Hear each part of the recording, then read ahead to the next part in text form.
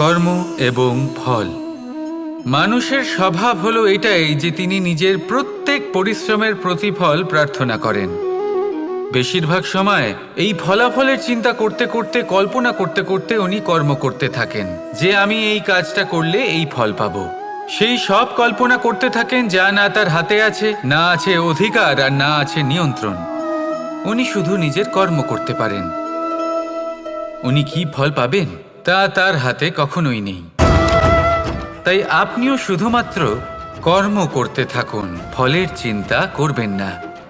মনে রাখবেন, শিকড় এবং শাখা যেভাবে একে অপরের সাথে জড়িয়ে, সেইভাবেই একে অপরের সাথে জড়িয়ে কর্ম এবং ফল।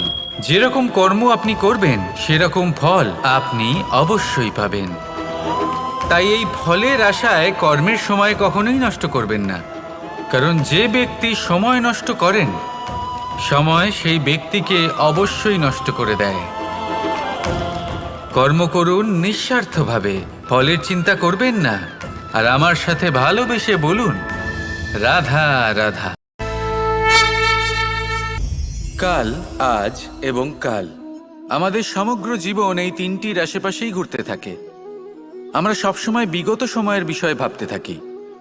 অতীতে যদি আমাদের দ্বারা কোনো ভুল হয়, সেই বিষয়ে ভেবে ভেবে আমরা সবসময় অনুতাপ করতে থাকি। এটা উচিত নয়।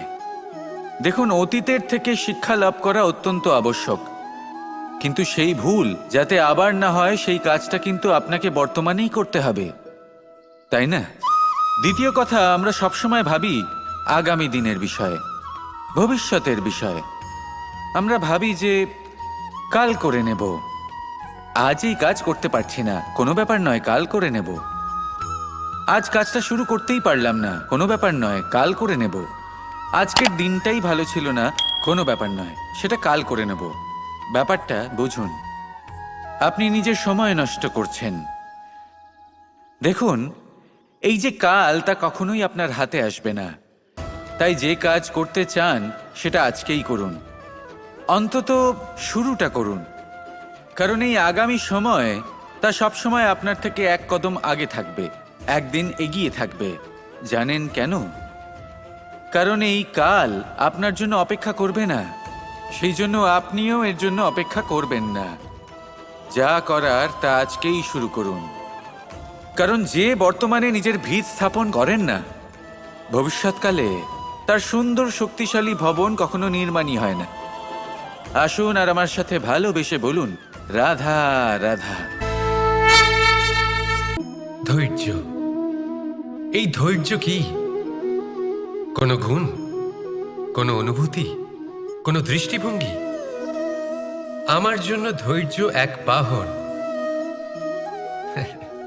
আপনি হয়তো ভাবছেন, এই কেমন বাহন? বাহন তো ঘোড়া হতে পারে, হাতি হতে পারে, উটও হতে পারে, কিন্তু ধৈর্যকে বাহন বানানো মানে? চলুন আপনাকে একটা কথা বোঝাই। পৃথিবীতে এমন কোনো বাহন নেই যে তার আরোহীকে আছড়ে ফেলেনি। সেটা উট হোক বা হাতি হোক বা ঘোড়া হোক, চলতে চলতে কখনো নড়বড় করেই বসে। তারপর সেই আরোহী পড়ে কারোর পায়, তারপর পড়ে তার নিজের নজরে। কিন্তু ধৈর্যরূপী বাহন কখনো কাউকে ফেলে না, কখনো না। না সেই আরোহী কারোর পায়ে পড়ে, আর না তো নিজের নজরে। কারণ ধৈর্য আপনাকে বিবেক প্রদান করে, বিবেক আপনাকে পরিকল্পনায় সাহায্য করে, আর পরিকল্পনা প্রদান করে আপনাকে শক্তি, আপনার লক্ষ্যের দিকে অগ্রসর হওয়ার। বুঝলেন? ধৈর্যকে সঙ্গে রাখুন, নিজেকে আরো ধৈর্যশীল করে তুলুন। এই ধৈর্যের সাহায্যে আরোহণ করে দেখুন কিভাবে এই বাহন আপনাকে আপনার গন্তব্যে পৌঁছে দেবে। রাধা রাধা। কথায় বলা হয়, জীবনে ভালোবাসাই হলো সুখের মূল। এটা সত্য। এবার প্রশ্ন হলো এটাই যে এই ভালোবাসা কার সাথে করা উচিত? যদি আপনি কিছুক্ষণের জন্য সুখ পেতে চান, তাহলে ভালোবাসুন নিজের রুচি মতো। যদি আপনি কিছুদিনের জন্য সুখ পেতে চান, ভালোবাসুন নিজের বন্ধুদের। যদি আপনি কয়েক মাসের জন্য, কয়েক বছর বা অনেক বছরের জন্য সুখী হতে চান, তাহলে ভালোবাসুন নিজের পরিবারকে, মাতা পিতা, নিজের সন্তান, স্বামী স্ত্রী, নিজের আত্মীয়দের। কিন্তু যদি আপনি চিরকালের জন্য সুখী হতে চান, তাহলে ভালোবাসতে হবে শুধু নিজের কর্মগুলিকে। কারণ সম্পর্ক যেমনই হোক না কেন, কখনো না কখনো ভেঙে যাবেই। এই সংসার হলো এমনই যে যাদের সঙ্গ আমরা পাই তাদের সঙ্গ একদিন ত্যাগ করতে হয়। শুধু কর্মই হলো এমন এক সঙ্গ যা কখনো আপনাকে ত্যাগ করবে না। আপনার মৃত্যুর পরেও এই কর্ম আপনাকে বাঁচিয়ে রাখবে। তাই সবসময় মনে রাখবেন, এই কর্ম ধর্ম মনে করে পালন করা উচিত। জীবনের শেষ মুহূর্ত পর্যন্ত কর্মকে ভালোবাসুন, জীবনের শেষ মুহূর্ত পর্যন্ত সুখে থাকবেন। আর আমি তো সবসময় বলি, শুধু কর্ম করতে থাকো, ফলের চিন্তা করো না। তাহলে আসুন আর আমার সাথে ভালোবেসে বলুন, রাধা রাধা। জীবনে ক্ষমা চাওয়া তাও কিছুটা সহজ, ক্ষমা করতে পারা অত্যন্ত কঠিন। ক্ষমা 2 অক্ষরের এই শব্দ হতে পারে, কিন্তু অত্যন্ত বড় এই শব্দ, অত্যন্ত গুরুত্বপূর্ণ এই শব্দ। কখনো কখনো অন্য কাউকে ক্ষমা করে দেওয়া তাও কিছুটা সহজ কাজ, কিন্তু নিজেকে ক্ষমা করতে পারা অত্যন্ত কঠিন হয়ে দাঁড়ায়। অতীতে যদি আমাদের এমন কোনো ভুল হয় যে কারণে আমরা নিজেকে ক্ষমা করতে পারি না, অনেক সময় এমন কিছু ভুল করে বসি যে বিষয় শুধু আমরাই জানি, কিন্তু আমরা নিজেকে ক্ষমাই করতে পারি না। আর আমাদের বিকাশ সেখানেই স্তব্ধ হয়ে যায়। কারণ যদি আপনি ক্ষমা করতে না শেখেন, নিজেকে ক্ষমা যদি না করতে পারেন, তাহলে তা আপনার জীবনের সবথেকে বড় বাধা হয়ে দাঁড়াবে। সেই জন্য জীবনে অবশ্যই শিখুন যে কিভাবে নিজেকে ক্ষমা করতে হয়, আর শিখুন যে আগের করা ভুল আবার কি করে না করা যেতে পারে। এই মন হালকা হবে আর প্রসন্ন হয়ে বলবে, রাধা রাধা। আমি অনেক মানুষকে এটা বলতে শুনেছি যে মানুষ মানেই ভুলের বাক্স, মানুষ নাকি ভুলে ভর্তি পুতুল। আর এটাই সত্যি। দেখুন, ভুল কার দ্বারা হয় না, প্রত্যেকের দ্বারা হয়। আর একটা নয়, অনেক ভুল হয়। কিন্তু মনে রাখবেন, তাদের বস্ত্রতেই কাদা লাগে যারা কাদা পরিষ্কার করার প্রচেষ্টা করেন। তাহলে যেখানে চেষ্টা আছে সেখানে ভুল তো হবেই। এবারে যদি আপনি কোনো নতুন সংকল্প করতে যান, কোনো বড় কাজ করতে যান, আর আপনার দ্বারা কোনো ভুল হয়ে যায়, তাহলে কোনো ব্যাপার নয়, তার জন্য পস্তাবেন না। নিজের ভুলটাকে চিনুন, তাকে বুঝুন, তাকে শুধরাবার চেষ্টা করুন। আর সব থেকে জরুরি কথা, নিজের ভুল থেকে শিখুন। তাদের হাত থেকেই রক্তপাত হয় যারা কাঁটার মধ্যে লুকোনো ফুলকে খোঁজার চেষ্টা করে। তাই মনে রাখবেন, যে জীবনে কোনো ভুল করেনি সে জীবনে নতুন কিছু করার কোনো চেষ্টাও করেনি। এই ভুল আপনার সব থেকে বড় শিক্ষক। তাই সেটাতে দুঃখী হবেন না, তার জন্য পস্তাবেন না। এই ভুলকে সম্ভ্রম করতে শিখুন। তারপর দেখবেন আপনি নিজেকে জীবনে আরো শিখরে নিয়ে যাবেন। রাধা রাধা। প্রশান্তি জড়িত নিদ্রা মানুষের জীবনের একটা অত্যন্ত গুরুত্বপূর্ণ সুখ এবং প্রয়োজনীয়তাও। দেখতে গেলে এই সংসারের প্রত্যেক পশু পাখি, প্রত্যেক জীব অবশ্যই নিদ্রা প্রাপ্ত করেন, কিন্তু মানুষ, যার মধ্যে বিচার বিবেচনা করার শক্তি অন্যদের থেকে অনেক বেশি, তার কিন্তু ঘুমের কিছু সমস্যা অবশ্যই হয়। কি বলেন, তাই তো? এবার এর কারণ কি? চিন্তা। এবার চিন্তা আমাদের সবার জীবনে আছে। আমরা সকলে জানি যে চিন্তা কখনো আমাদের সাহায্য করে না, তাও আমাদের জীবনে আছে। কেন? চিন্তার মাধ্যমে কি কখনো কোনো সমস্যার সমাধান হয়েছে? অর্থের চিন্তা করলে কি অর্থ লাভ হয়? ভবিষ্যতের চিন্তা করলে কি ভবিষ্যৎ ঠিক হয়ে যায়? স্বাস্থ্যের চিন্তা করলে কি স্বাস্থ্য নিজে থেকেই ঠিক হয়?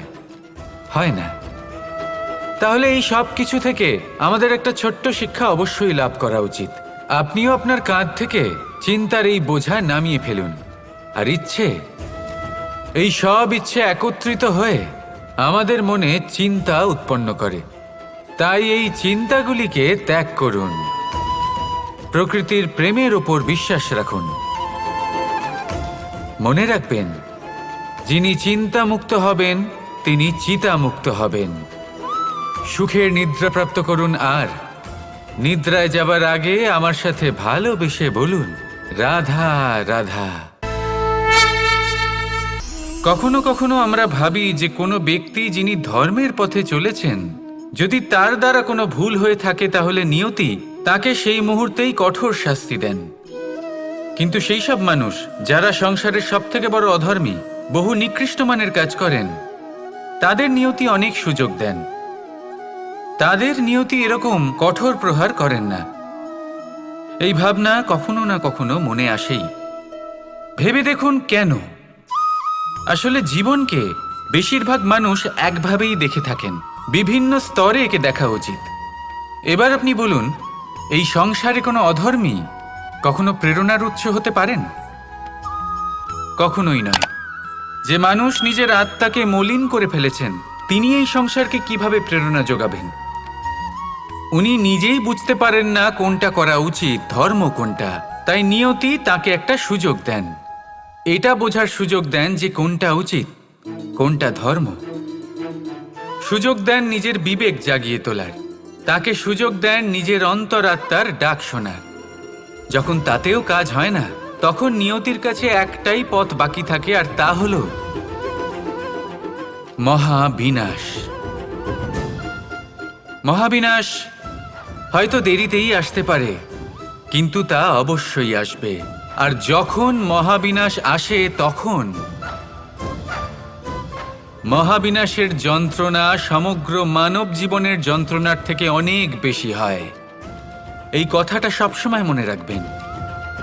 আর অন্যদিকে যে মানুষ ধর্মের পথে চলছেন, তার দ্বারা যদি কোনো ভুল হয়ে থাকে, তখন নিয়তি তার পরীক্ষা নেন।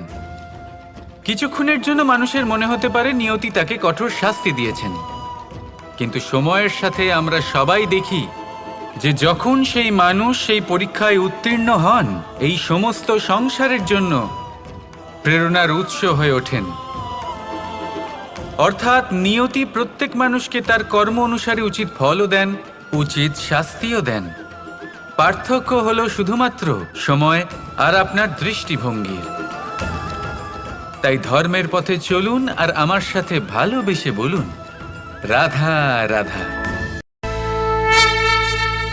এই সংসারে সবচেয়ে বড় পাপ কি হতে পারে?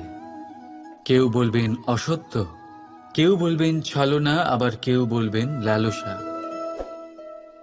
না, সংসারে সবচেয়ে বড় পাপ হলো নারী জাতির অসম্মান, নারীর মান ভঙ্গ করা। কারণ এই অপরাধ কেবল নারীর শরীরকেই নয়, বরং তার মন আর আত্মাকেও আহত করে থাকে। তাহলে এবার প্রশ্ন হলো, যে এই অপরাধ করেছে তাকে কি শাস্তি দেওয়া উচিত? কেউ বলবেন শারীরিক যন্ত্রণা, আর কেউ বলবেন মৃত্যুদণ্ড। কিন্তু এই অপরাধের শাস্তি নির্ধারণ করার আগে এটা জানার কি কোনো প্রয়োজন নেই যে অপরাধী আসলে কে? এখন আপনি বলবেন সহজ ব্যাপার, সেই পুরুষ যে নারীর মান ভঙ্গ করেছে। কিন্তু এ কি সম্পূর্ণ সত্যি? নিজের অপমানের জন্য, নিজের সম্মানকে নিজেই হারানোর জন্য কখনো নারী কি নিজে দায়ী হতে পারে না? ভেবে দেখুন, সম্মানহানির থেকে বাঁচার জন্য সর্বপ্রথম সম্মানের সীমার ওপর নজর দেওয়া প্রয়োজন।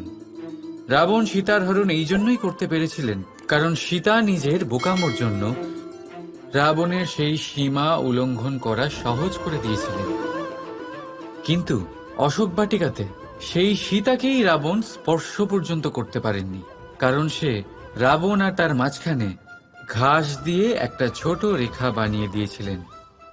জীবনে না বলতে শিখুন, যদি কেউ আপনার সম্মানের সীমা পার করতে চেষ্টা করে তাহলে তাকে সেখানেই আটকাতে শিখুন। আপনার ওপরে ওঠা প্রথম হাত, প্রথম কটাক্ষ ওইখানেই আটকাতে শিখে নিন। তখন কোনো পুরুষের সাহস হবে না আপনাকে আবার অপমান করতে চেষ্টা করার, কারণ নারী জননী, পূজনীয়। তাই নিজেকে দুর্বল মনে করে আপনি অপরাধী হবেন না। রাধা রাধা। আমাদের জীবনে অত্যন্ত গুরুত্বপূর্ণ একটা আশা বসবাস করে, বিশ্বাসের রূপে। বিশ্বাস যা আমরা ঈশ্বরের ওপর করি, ভাগ্য, প্রারব্ধের ওপর করি, নিয়তির ওপর করি। যখনই ভালো কিছু হয় আমরা বলি এ হলো ঈশ্বরের দয়া, যখন খারাপ কিছু হয় আমরা বলি এ হলো ঈশ্বরের মায়া। কখনো ঈশ্বর বা ভাগ্য বা প্রারব্ধ বা নিয়তি। আপনি নিজে কোথায় তা কখনো ভেবেছেন?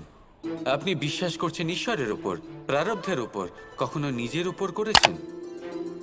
আমি আপনাকে একটা সহজ কথা বলি, যদি আপনি ঈশ্বরের উপর বিশ্বাস রাখেন, শুধুই ঈশ্বরের উপর বিশ্বাস, তাহলে আপনি সেটাই পাবেন যেটা আপনার ভাগ্যে লেখা রয়েছে। কিন্তু যদি আপনি নিজের উপর বিশ্বাস রাখেন, আত্মবিশ্বাস রাখতে শেখেন, তাহলে ঈশ্বর আর নিয়তি দুজনে মিলে আপনার ভাগ্যে সেটাই লিখবে যা আপনি চাইছেন। তাই মনে রাখবেন, সাফল্যের পথ হলো এই বিশ্বাস। নিজের আত্মবিশ্বাসকে ধরে রাখতে শিখুন, দেখবেন আত্মা প্রসন্নতায় ভরে উঠবে। তাহলে আসুন এই প্রসন্ন ভাব নিয়েই বলুন রাধা রাধা।